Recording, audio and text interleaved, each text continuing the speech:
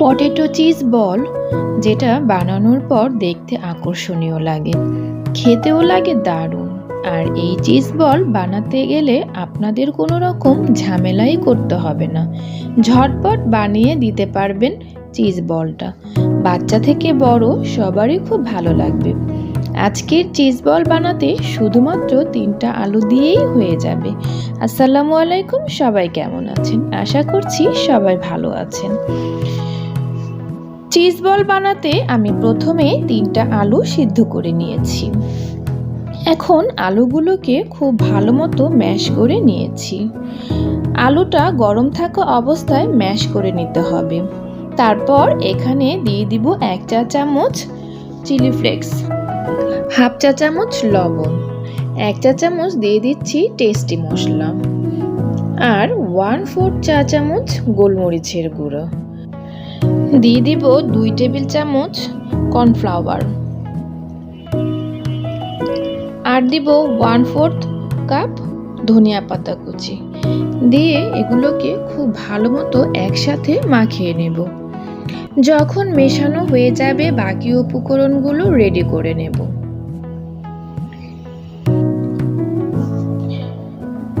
নিয়ে নিয়েছি bread crumbs আর নিয়ে নিয়েছি একটা ডিম। এখন দিয়ে দিব হাফ চা চামচ লবণ এবং হাফ চা চামচ চিলি ফ্লেক্স দিয়ে খুব ভালো মতো ডিমটাকে ফেটিয়ে নেব। ডিমটা ফেটানো হয়ে গিয়েছে, আর এখন যে আলুর পুরটা আগে থেকে মাখিয়ে রেখেছিলাম ওইটা হাতে নিয়ে নিতে হবে। আর মাছ বরাবর একটা গর্ত করে মাঝখানে চিজ দিয়ে দিতে হবে।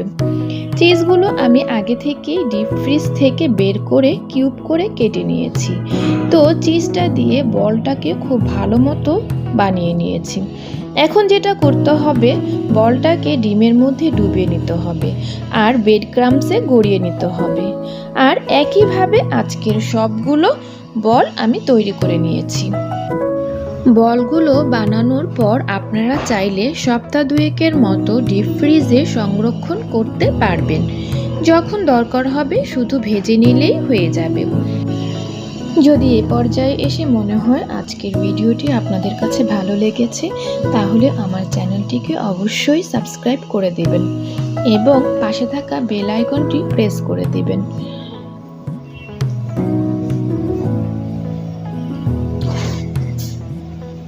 এইভাবেই আমি সবগুলো চিজ বল তৈরি করে নিয়েছি। এখন চাইলে একটা জিপার ব্যাগে ভরে ডিপ ফ্রিজে সংরক্ষণ করতে পারবেন। এখন ভাজার পালা। চুলায় একটা ফ্রাই প্যান বসিয়ে দিয়েছি, তাতে দিয়ে দিয়েছি পর্যাপ্ত পরিমাণ তেল। তেলটা গরম হয়ে গিয়েছে, সবগুলো বল ছেড়ে দিচ্ছি। সবগুলো বল দিয়ে দেওয়া হয়ে গিয়েছে। এখন চুলার আঁচ মাঝারি রেখে ফ্রাই করার পালা। যতক্ষণ না ক্রিস্পি হয়ে গেছে ওপরটা ততক্ষণ ফ্রাই করতে হবে। এই তো আমার সবগুলো চিজ বল ভাজা হয়ে গিয়েছে, দেখতেও অনেক সুন্দর হয়েছে, কালারটাও অনেক সুন্দর। এই চিজ বলটা গরম গরম সসের সাথে পরিবেশন করলে দারুণ লাগে। যাদের কাছে আলু ভালো লাগে আজকের চিজ বলটা অবশ্যই ভালো লাগবে। এখন একটা চিজ বল ভেঙে শেয়ার করছি।